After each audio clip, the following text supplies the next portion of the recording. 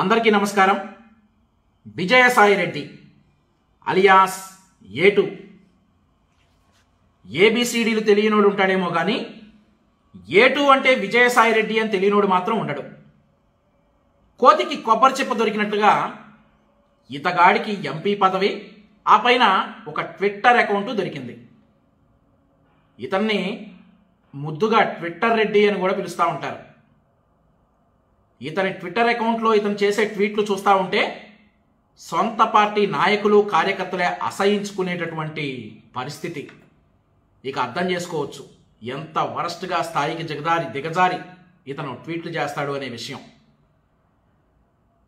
ఇతను గత వారం రోజులుగా స్థాయి మరచి ప్రతిపక్ష నాయకుల్ని, ప్రతిపక్ష పార్టీ నాయకులను విమర్శించినటువంటి కొన్ని ట్వీట్లు, దానికి నా సమాధానాలు చూద్దాం.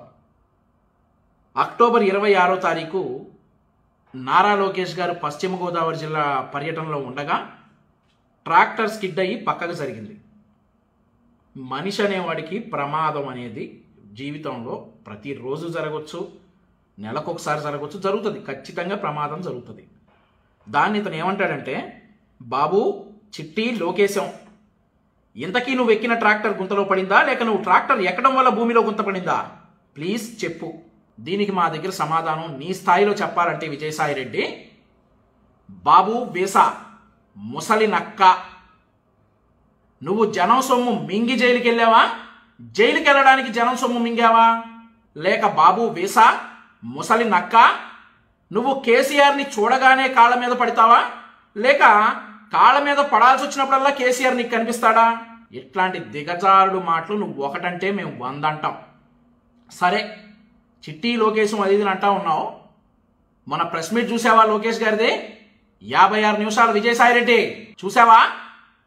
చూస్తే 56 నిమిషాల్లో కనీసం 5 అంటే 5 తప్పులు చూపించగలుగుతావా? సరే, అదే మరి నవంబర్ 1వ తారీఖు మీ ముఖ్యమంత్రి గారు ప్రెస్ మీట్ పెట్టారు. మరి రికార్డెడో లైవో తెలియదు అది.